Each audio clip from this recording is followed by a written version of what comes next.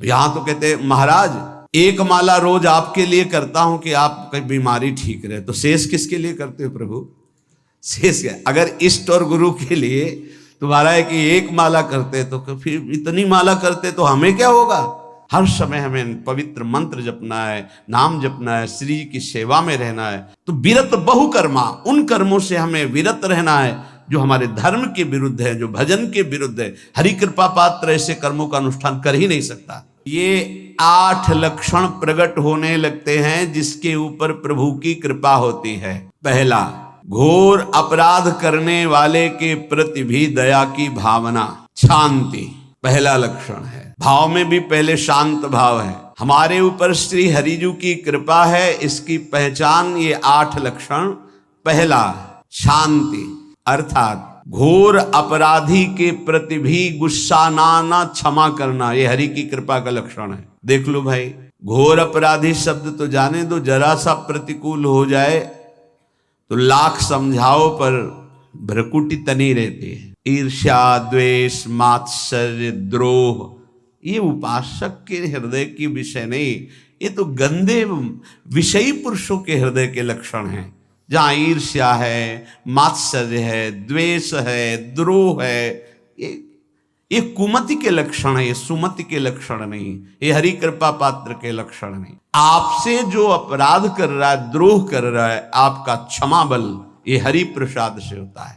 शांति, क्षमा बल, शांति, सह गया, क्या करूं, सहना ही पड़ेगा क्योंकि भगवत मार्ग में वो ऐसा नहीं होता। शांति, बुरा ही नहीं लगा, हरि कृपा पात्र को बुरा ही नहीं लगा। उमा संत के यही बड़ाई, मंद करत जो करे भलाई, ये सीधा शांति की व्याख्या है अपने यहां मंगल गान में।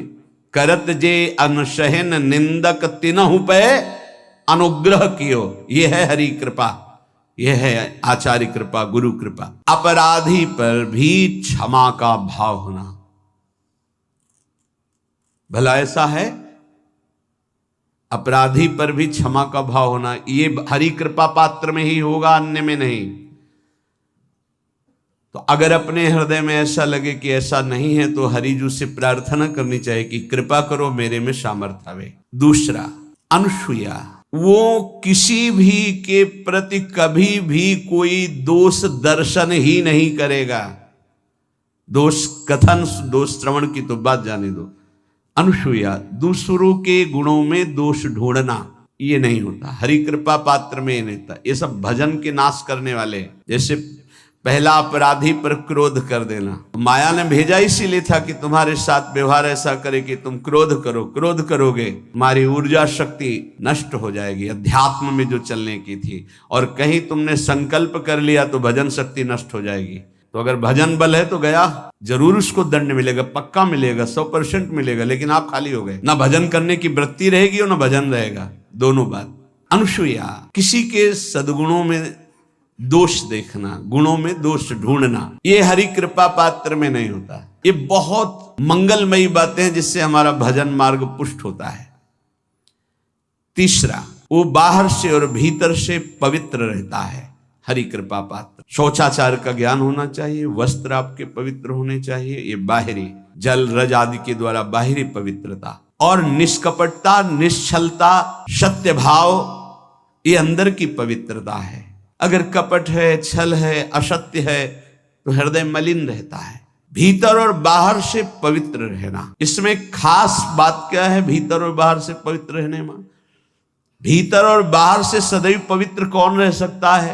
तो बोले जो पुंडरीकाक्ष भगवान श्री हरि का, प्रियाजू का स्मरण करता रहता है, वो शवायाभ्यंतर शुचि, वो बाह्य और अभ्यंतर दोनों से पावन रहता है। तीसरी जो कृपा का लक्षण है, अर्थात वो सदैव भगवत चिंतन परायण, शौचाचार का पालन करने वाला, बाहर और भीतर से हरि कृपा पात्र पवित्र रहता है। लघु शंका में जल पात्र में रखा जाता है, जनेंद्रिय को पवित्र किया जाता है, फिर हाथ रज से धो के, फिर कुल्ला करके, आचमन करके, पैर धोकर, ऐसे पवित्र आचरण, ऐसे पशुवत व्यवहार ठीक नहीं। कुछ लोग ऐसी गलती करते हैं कि जिसमें शौच हुआ जाता है उसी में बैठकर लघु शंका करते, तो सारे वस्त्र, पूरा शरीर अपवित्र हो गया आपका। अब तो अटैच बाथरूम की व्यवस्था माया ने कर दी है। हमें लगता है कि शौचालय अलग होना चाहिए और स्नान गृह अलग होना चाहिए, थोड़ा ही चाहे भेद हो पर अंतराय होना चाहिए पवित्रता के लिए। अब ये शौचालय है, यही स्नान करना है, यही लघुशंका करनी है, तो पवित्रता का निर्वाह नहीं हो पाता। यदि जिस उस जगह आप शौच करते हैं, जो बैठकर उसी पे बैठ के लघुशंका करते हैं, तो आपको पूरा वस्त्र सहित स्नान करना चाहिए पवित्रता के, तभी बुद्धि भ्रष्ट हो जाती है। आपको मंत्र का निरंतर चलना ये कठिन पड़ जाएगा। पवित्रता का निर्वाह करो। देह राग मिटने के बाद एक स्थिति आती है, अवधूत स्थिति, उसमें फिर शरीर की पवित्रता का कोई संबंध नहीं रह जाता। पर अभी तो संबंध है ना देह भाव से, तो बहुत हो से लघुशंका ऐसे करें कि आपके पैरों में वस्त्रों में छिट्टी ना पड़े, पवित्र रहें। हर समय हमें पवित्र मंत्र जपना है, नाम जपना है, श्री की सेवा में रहना है। बहुत जल्दीबाजी खड़े खड़े लघुशंका की छिट्टियां पड़ रही, बस ऐसे चल दिए, वो पशुवत आचरण भगवत मार्ग में नहीं चल पाओगे। वो अंदर तुम्हारे व्याकुलता पैदा करता रहेगा, भोगों की, संसार की। शौचाचार का बहुत बड़ा फल है, शरीर राग छूट जाएगा। ये बात समझ लो, शरीर राग छूट जाएगा। शरीर संबंधी पवित्रता शरीर राग छुड़ा देती है, आंतरिक रहस्य है ये। चौथा, ऐसे कार्यों का अनुष्ठान न करे जिनमें हमारा भजन छूटता है, जिनमें सत्य छूटता है, जिनमें भगवत भाव छूटता है। जैसे आपके ऊपर कृपा हुई, आप भगवत मार्ग में चल रहे हैं, अब आप ऐसे संसारिक कार्यों का अनुष्ठान कर रहे हैं जिनमें आपकी चित्तवृत्ति बिल्कुल भगवत विमुख हो रही, तो जीवन का लाभ क्या होगा? लाभ तो है भगवत स्मरण सहित। इसी की मानो टीका है, छठदम शील विरत बहु कर्मा, निरत निरंतर सज्जन धर्मा। शीलवान और ऐसे कर्मों से विरत जिनसे भगवत विस्मरण होता है, जो सज्जन पुरुषों के द्वारा धर्मानुष्ठान होते हुए उन्हीं का अनुष्ठान ऐसे कर्मों में ना जाए जिससे भगवत विस्मरण होता है। कल एक ने प्रश्न किया कि मैं खाता तो नहीं हूं लेकिन मांस के दुकान में मांस बेचता हूं, होटल आदमी, क्या उचित है? ये उचित कैसे हो सकता है? तुम और भी तो व्यापार कर सकते हो। जरूरी है धर्म का पालन करने की इच्छा करते हो, धर्म आचरण करते हो, ऐसा नहीं। तो विरत बहुकर्मा, उन कर्मों से हमें विरत रहना है जो हमारे धर्म के विरुद्ध है, जो भजन के विरुद्ध है। हरि कृपा पात्र ऐसे कर्मों का अनुष्ठान कर ही नहीं सकता। और शारीरिक श्रम इतना जिससे हमारा भजन का तार ना टूटे। जब भजन का अभ्यास किया जाता है तो हर कार्य को सुचारू रूप से करते हुए एकाग्रता भजन में रखी जाती है। हम वो कार्य जल्दी से कर ही नहीं सकते जिसमें भजन छूट जाए और कार्य पूरा हो। नहीं, हम कार्य करेंगे, हमें छोड़ दीजिए, हम अपने चिंतन से युक्त होते बिल्कुल कार्य करेंगे। जैसे कई साधक हैं, उपासक हैं, बड़े अच्छे उपासक हैं, उनको आप कार्य दीजिए कि आप पानी गर्म कर दीजिए। पात्र बहुत सुंदर साफ होगा, पानी बहुत गर्म, लेकिन आप कह दीजिए कि 5 मिनट में गर्म करके ले, तो उनसे असंभव नहीं होगा। छोड़ दीजिए उनको। आप वो मतलब ऐसा कार्य करेंगे प्रशंसनीय, पर वो समय से। उनका एक सिद्धांत है, बहुत अच्छा लगता है। और अपने को पता है कि इससे जल्दीबाजी नहीं होनी। पात्र मार्जन करना है, छोड़ दीजिए, आप उसको टोकिएगा नहीं, आप जल्दी मांझ के, उससे नहीं होने वाला। वो तनिक भी दोष नहीं रहने देगा पात्रों में, पर समय दीजिए, आराम आराम शिव कर। हमें अच्छा लगता है। भगवत चिंतन परायण उपासक की यही वृत्ति होती है। पोछा लगाना है, बिल्कुल बढ़िया लगेगा, लेकिन आपको सर से घुमा दे वैसा नहीं होगा। आप छोड़िए और जाइए, हटिए, और वो अपने ढंग से लगाएगा और एकदम क्लीन करके। यही उपासक का लक्षण हो। जो कार्य करेगा सांगोपांग करेगा, पर वो बहुत मस्ती से होगा क्योंकि उसका भगवत चिंतन चल रहा है। अधिक ऐसे जिससे हमारा चिंतन छूट जाए, थोड़ा संयम में आना चाहिए। ये भगवत कृपा पात्र का लक्षण है। अपने भजन का फल देखना, भगवत कृपा पात्र के सबको प्रदान कर देना। हिम्मत है अपने भजन, इतनी मेहनत से किया हुआ भजन होने के बाद, हे प्रभु इस भजन का फल हो, सर्वे भवन्तु सुखिना सर्वे सन्तु निरामयः। यहां तो कहते महाराज एक माला रोज आपके लिए करता हूं कि आपकी बीमारी ठीक रहे, तो शेष किसके लिए करते हो प्रभु? शेष क्या? अगर इष्ट और गुरु के लिए तुम्हारा है कि एक माला करते, तो फिर इतनी माला करते तो हमें क्या होगा? सब आपको दे देंगे तो हमें क्या होगा? तभी भजन का रहस्य नहीं जाना। सबके मंगल के लिए अपने भजन को समर्पित कर देना। देखो भाई भजनानंदी भजन में अरुचि होने लगेगी? नहीं होने लगेगी। सुबह से शाम तक पसीना चुआए हम और भजन का फल दे दे सबको, तो इसका रहस्य बताते हैं। सबको जे भी कहा सर्वे भवन्तु सुखिना, तो सर्वत्र विराजमान भगवान वही पलटकर अनंत रूपों में आपके ऊपर बरस पड़ेंगे। ये आंतरिक रहस्य है। हमने जो भजन किया वो एक सीमा में था, और जब हमने संपूर्ण विश्व को दे दिया तो असीम बनकर वापस हुआ। ये भाव न समझ में, अगर ये भाव न कहे तो एकदम लगे हम अपना भजन क्यों दे दें सबको।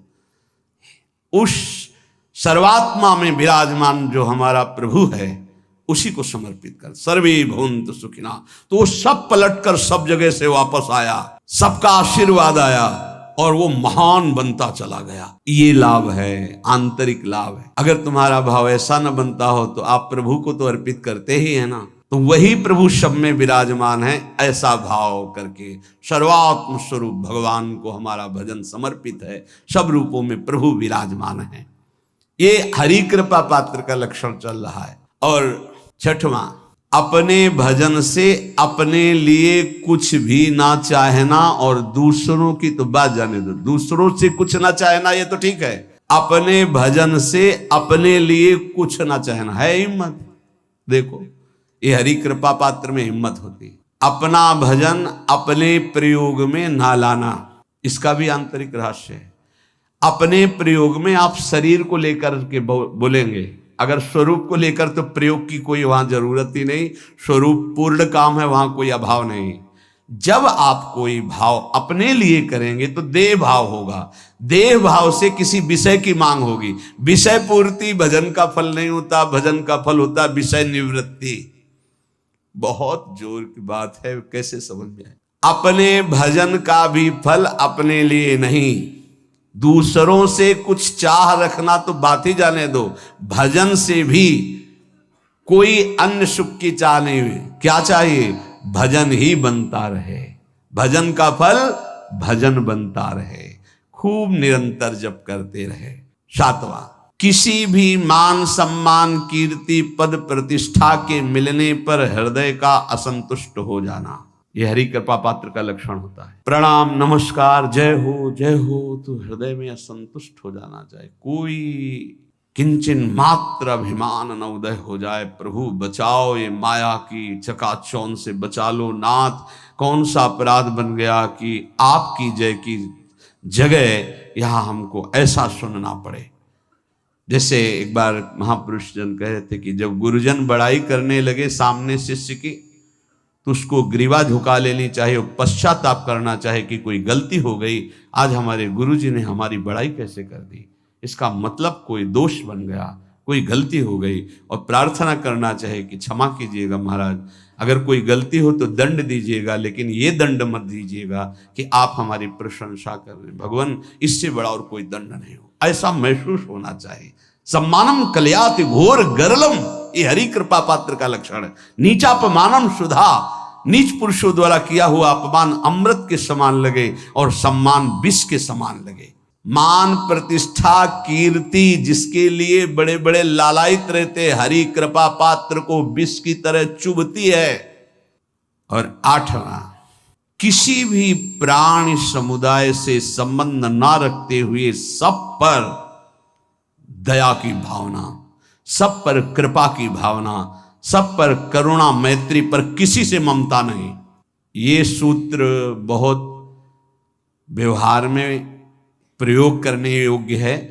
सबसे करुणा और मैत्री, पर किसी से ममता नहीं। करुणा तो करी भरत जी ने, मैत्री भी की मृग से, पर ममता रहित नहीं रहे। ममता कर ली तो अगला जन्म हिरण का हो गया।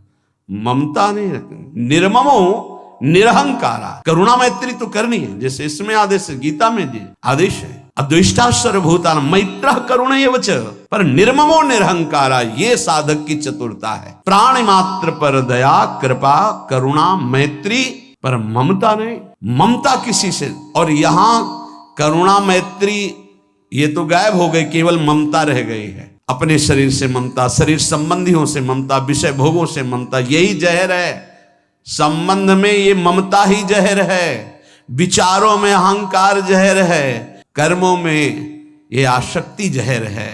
इसी जहर को मिटा दे तो जीवन मुक्त महापुरुष कर्म करते हुए, विषय सेवन करते हुए, वार्ता करते हुए, विचार करते हुए बिल्कुल जहर रहित उसका जीवन हो गया। तो ये 8 बातें हरि कृपा पात्र में होती हैं, इनको बार बार सुनना, हृदय में धारण करना। जो भक्त होता है, हरि कृपा पात्र होता है, उसमें ये 5 बातें कभी नहीं जागृत होती, स्फुरित ही नहीं होती। पहला, किसी से ईर्ष्या, दूसरा किसी से घृणा, तीसरा किसी से भयभीत हो जाना, चौथा भजन सेवन नृत्य गायन आदि में लज्जा लगना, पांचवा किसी की निंदा करना। ये नहीं होती। अब जो आगे वर्णन कर रहे हैं उसमें महापुरुषों की पहचान है। सिद्ध महापुरुष 3 प्रकार के होते हैं। एक होते हैं आचार्य कोटि के, सात्विक विचार वाले, एक होते हैं भ्रष्ट आचरण वाले, एक होते हैं पिशाचाचरण वाले, और तीनों सिद्ध हैं। बहुत बड़े महापुरुष पूज्यपाद उड़िया बाबा जी हैं, वही रहस्य का प्रकाश कर सकते थे, अन्यथा बिना ब्रह्मबोध महापुरुष के ऐसा नहीं। तीनों सिद्ध हैं, तीनों भगवत प्राप्त है। सात्विक आचार वाले जो आचार्य कोटि के होते हैं, एक एक अक्षर शास्त्र मर्यादा के अनुसार चलने वाले, जैसा शास्त्र कहता वैसा उनके आचरण में दिखाई देगा, और वो उससे सिद्ध भगवत प्राप्त महापुरुष हैं, पर उनके आचरण तस्मात् शास्त्रम प्रमाणम थे। दूसरे भ्रष्टाचार, ऐसों को पहचान पाना बहुत कठिन होगा। भेष मलिन, आचरण मलिन, जैसे आप में कोई पुराना हो तो शायद जान पाएगा, भगवान दास नाम के एक संत इसी चौराहे पे रहते थे।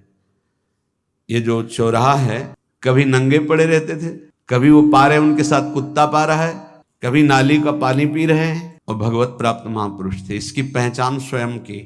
कोई चाय रखने गया, उठा के ईंट मार दी, गाली दे दी, दौड़ पड़े, पकड़ पाए तो 10-5 घूंसे थप्पड़ मार दिए, ऐसा उनका व्यवहार था। भ्रष्टाचार, हलवा कोई रख गया, खिचड़ी रख गया, कुत्ता खा रहा है, उसी के साथ वो खा रहे हैं। कभी गमछा लपेटे, कभी नंगे, सीधे प्रकृति का वार शरीर से सहते थे, बस चौराहे पे ही रहते थे। बहुत अगर गए तो ये राधा टीला है, बस इतना ही उनका था। राधा टीला से इधर, और इधर थोड़ा चढ़ाई जो है जहां पूज्य श्री चंद्रशेखर बाबा जी वास करते, उसके इधर, मतलब चौराहे के बस इतने में ही रहते थे। 12 महीना 20 साल उनको देखा। तो जब काशी से आए हुए थे तो उनको देखा तो उनकी दृष्टि से लगा कि ये स्थिति प्रज्ञ महापुरुष हैं, पर अपने को छुपाए हुए ऐसी लीला करें। पर उनके कुछ ऐसे आचरण थे जिनसे लगा कि इनकी, हमें लगता है बुद्धि खराब है क्या, मतलब पागलपन का दौड़ा है क्या। ऐसे राधा रमण जी दर्शन करने गए तो जो पुंडरीक जी हैं इनके बाबा, वो उस समय थे, उनके पुत्र जो पुंडरीक जी के पिताजी, वो उनके सहयोग में, तो करुणा कृपा हुई उनकी, उन्होंने देखा। वो तो बाद में परिचय जाना उनका, हमें पता नहीं, तो बाद में परिचय। वो पीत वस्त्र धारण किए हुए वयोवृद्ध एकदम डलिया लाए, राधा रमण जी को निकाल करके अपने को प्रसाद मिला, तो सीधे राधा रमण जी की कृपा का अवलोकन करते हैं और परिक्रमा लगाना। एकदम संकल्प बना, कमंडल में 2 कुलिया रखी, ढक्कन से ऐसे ढक के, और बस मन में आया कि अगर वो बाबा हमसे आते हैं, हमारे कमंडल से कुलिया, सत्य परम सत्य कुलिया लेते हैं और पाते हैं और फिर रख के चल देते, तो मैं मान जाऊंगा कि प्रभु ये आपके धाम के सिद्ध महापुरुष हैं। आए हुए थे हम काशी से, क्योंकि काशी में ऐसी लीलाएं देखी थी बड़े अवधूत कोटि के महापुरुषों को।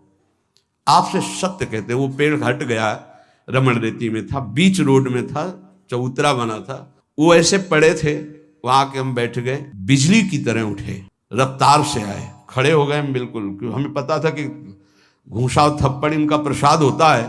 हम कहा उस समय, हम कहा अगर हाथ चलाएंगे तो पकड़ लेंगे ना, बिल्कुल पोजीशन में खड़े। तो बंगाली भाषा में कुछ बोले, वैसे गले में हाथ डाला, ढक्कन हटाया, कुलिया निकाली, पाया, कुलिया वहीं रखा, ढक्कन रखा, गए और वहीं लेट गए। सत्य कहते एकदम रोम रोम खड़ा हो गया कि अरे भगवत प्राप्त महापुरुषों को जानना बड़ा कठिन है। कैसे आचरण, भ्रष्ट आचरण से रहते हैं, कभी दिगंबर, कभी गमछा लगा हुआ है, कभी कुत्ते के साथ खा रहे, कभी नाली का पानी पी रहे। पूज्य बाबा कह रहे आचरण मलिन, नाली या पैखाने का भी पानी पीने में उनको कोई भी परेशानी नहीं, गंदे जगह मलिन भाव से पड़े रहना, किंतु वृत्ति हर समय भगवदाकार रहना, भगवदाकार रहना। ये तीसरे पिशाचाचार, गाली गलौज करना, ईंट पत्थर से मारना, हर मलिन चेष्टा बहुत कठिन है, बहुत कठिन है। ये सब देखने को मिला है भगवत कृपा से तीनों प्रकार के महापुरुषों का। वृंदावन में एक आगंतुक संत आए थे बाहर से, वो रात्रि में हर वृक्ष के नीचे खड़े रहते, पैर सूज गए थे, उनको कभी बैठे और लेटे नहीं देखा, खड़े ही रहते थे। 25 वर्ष के लगभग की बात है।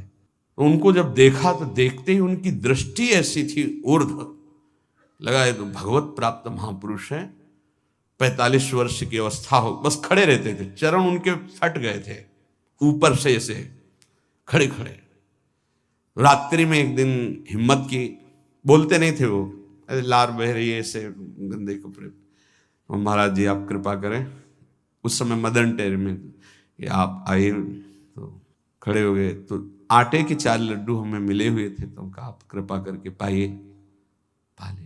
तुमका आपका ये जो बाहरी परिवेश है और आपके जो बाहरी लीलाएं हैं, ये बाहरी लोग तो भले न समझ पाए, पर प्रभु मुझे ऐसा अनुभव होता है आप भगवत प्राप्त महापुरुष हैं। रो पड़े हो, कभी हमने उनको ऐसा नहीं देखा, रो पड़े। और उनका ये हमारे गुरुदेव की कृपा है। उनका कब से वृंदावन आप आए? बोले कुछ दिन। बोले वृंदावन की रज का प्रभाव कितना दिव्य है कि अब जाने का मन नहीं होता है, पर आप अब दोबारा हमसे मिलने की चेष्टा मत कीजिएगा, कभी दूर से देख लीजिएगा, पर आप कभी मिलिएगा नहीं।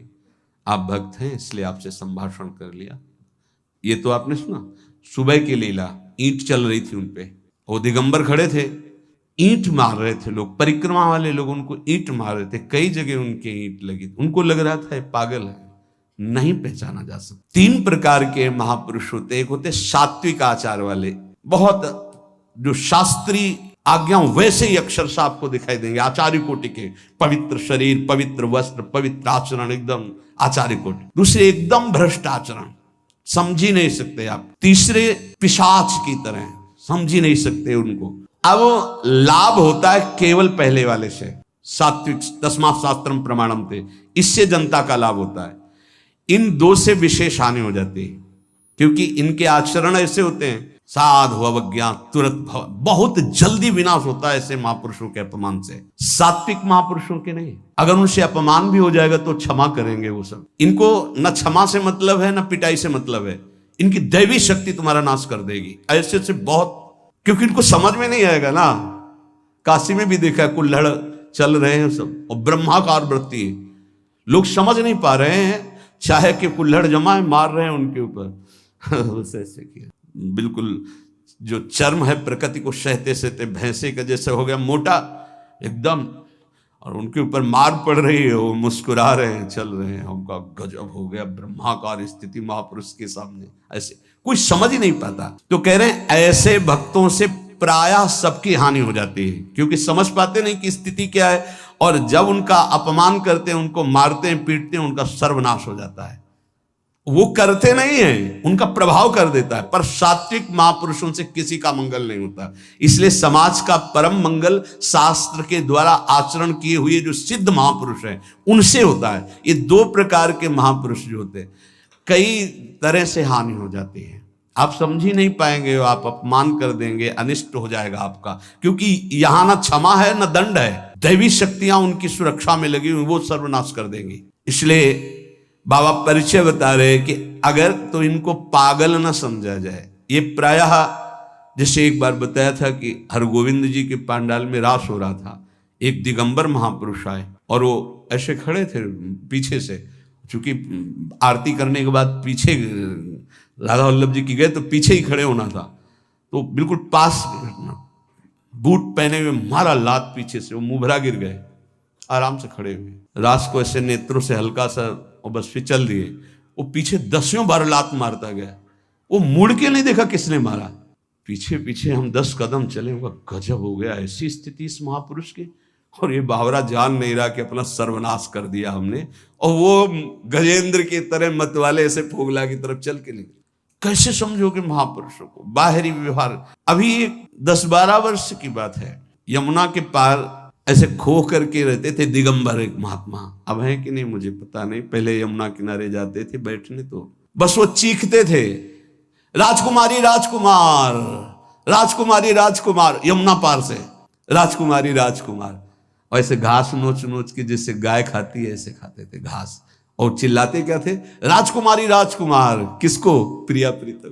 राजधानी है ना, तो ऐसे वृंदावन की तरफ खड़े होते ऐसे कहते राजकुमारी राजकुमार। कैसे कोई महापुरुषों को जाने। भगवान कृपा करें कि किसी भी महापुरुष का कभी कोई अनिष्ट हमारे द्वारा ना हो, कहीं कोई अमंगल बर्ताव ना हो जाए, इसलिए परिचय बताया। कि आप सोच सकते हैं कि ऐसे भला महापुरुष हो सकते हैं? हाँ, पक्का। तीनों प्रकार के महापुरुषों के दर्शन हुए।